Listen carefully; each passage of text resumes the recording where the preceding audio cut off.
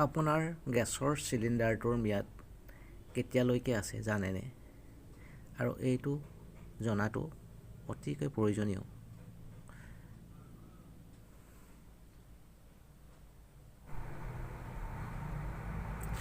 গেছৰ চিলিণ্ডাৰটোৰ মুখনিখনৰ ফালে আমি চালে তাত এটা চিৰিজ নম্বৰ লিখা থকা দেখা পাম।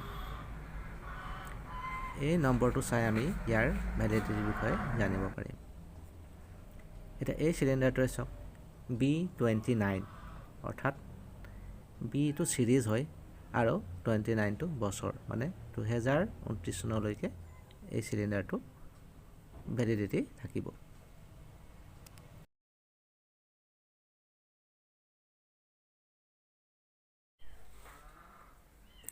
তোমালোকে চাবা চিলিণ্ডাৰবোৰত এনেদৰে লিখা থাকে A21, B23, C24, D22।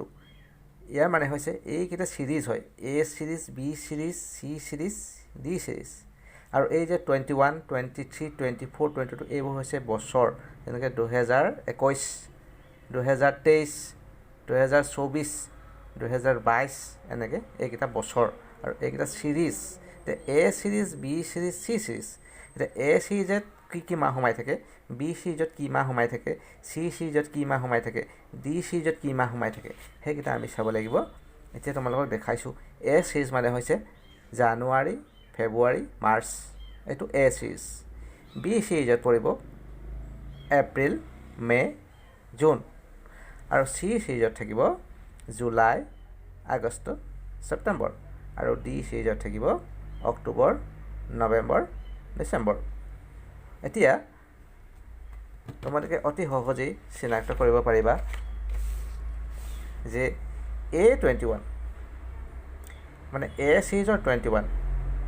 A চিৰিজটোত থাকিব তোমাৰ জানুৱাৰী, ফেব্ৰুৱাৰী, মাৰ্চ, মানে 2021 চনৰ জানুৱাৰী, ফেব্ৰুৱাৰী, মাৰ্চ মাহকেইটা। সেইদৰে B23 মানে 2023 চনৰ B চিৰিজ মানে তোমালোকে এপ্ৰিল, মে', জুন এইকেইটা। আৰু C চিৰিজত সেইদৰে জুলাই, আগষ্ট, ছেপ্টেম্বৰ, মানে জুলাই, আগষ্ট, ছেপ্টেম্বৰ মাহ 2024 চন। আৰু D22 মানে D চিৰিজত থাকিব তোমালোকে অক্টোবৰ, নৱেম্বৰ, ডিচেম্বৰ 3 মাহ। আৰু চনটো হ'ব 2022 চন। এতিয়া এইকেইটা যে মই লিখিছোঁ, এইকেইটা চালে তোমালোকে দেখিব যে চিলিণ্ডাৰবিলাকত এইকেইটা লিখা থাকে। ইয়াৰ যিকোনো এটা লিখা থাকিব পাৰে, A21 থাকিব পাৰে, A22 থাকিব পাৰে, 24 থাকিব পাৰে, 25 থাকিব পাৰে। সেইধৰণে BU21 থাকিব পাৰে, 22 থাকিব পাৰে, 23, 24 যিকোনো থাকিব পাৰে। সেইদৰে C24, 25, 21 যিকোনো থাকিব পাৰে।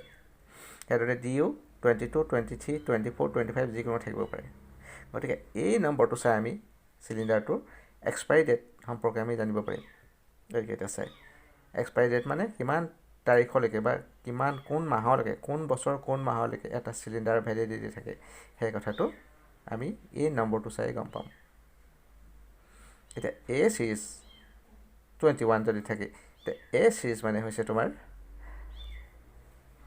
জানুৱাৰী, ফেব্ৰুৱাৰী, মাৰ্চ, মানে 2021 চনৰ জানুৱাৰী, ফেব্ৰুৱাৰী, মাৰ্চলৈকে এই চিলিণ্ডাৰটোৰ ভেলিডিটি থাকিব। আৰু ইয়াৰ পিছত এইটো ব্যৱহাৰ কৰিলে হয়তো ফাটি যোৱাৰ সম্ভাৱনা থাকে।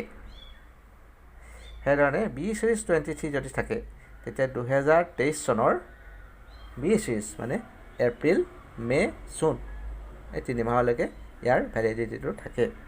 আৰু ইয়াৰ পিছত এইটো ব্যৱহাৰ কৰিলে ফাটি যোৱাৰ সম্ভাৱনা থাকে।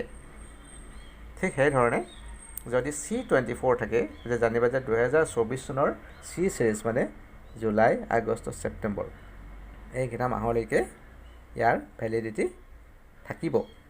আৰু ইয়াৰ পিছত এইটো ব্যৱহাৰ কৰিলে হয়তো ফাটিও যাব পাৰে। সেইদৰে D22 মানে 2022 চনৰ D চিৰিজ মানে তোমাৰ হৈছে অক্টোবৰ, নৱেম্বৰ, ডিচেম্বৰ এই 3 মাহলৈকে ইয়াৰ ভেলিডিটি থাকিব, নতুবা ইয়াৰ পিছত ব্যৱহাৰ কৰিলে ই ফাটি যোৱাৰ সম্ভাৱনা থাকে।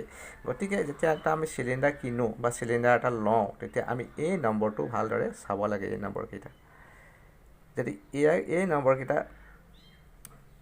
কমি যায়, যেনেকৈ ধৰা এতিয়া 21 2021 চন, যদি আমি পাওঁ 20 বোলে A20 বা B19, এইবিলাক হৈছে এক্সপায়াৰি হৈ যোৱা চিলিণ্ডাৰ।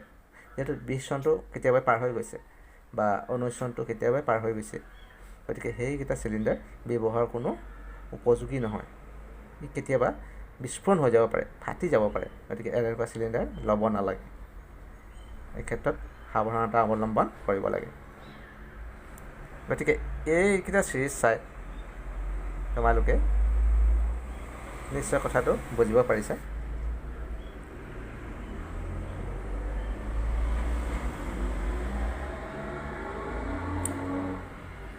গতিকে এই চিৰিজকেইটা তোমালোকে মনত ৰাখি দিলে হৈ যাব। জানুৱাৰী, ফেব্ৰুৱাৰী, মাৰ্চ A চিৰিজ, B চিৰিজত এপ্ৰিল, মে', জুন, C চিৰিজত জুলাই, আগষ্ট, ছেপ্টেম্বৰ আৰু D চিৰিজত অক্টোবৰ, নৱেম্বৰ, ডিচেম্বৰ। এতিয়া তোমালোকে তোমালোকৰ ঘৰৰ চিলিণ্ডাৰবিলাক চাই এই কথাটো জানিবা আৰু চাবাচোন কি কি লিখা আছে এবাৰ ভালদৰে, আৰু কমেণ্ট বক্সত মোক জনাবা।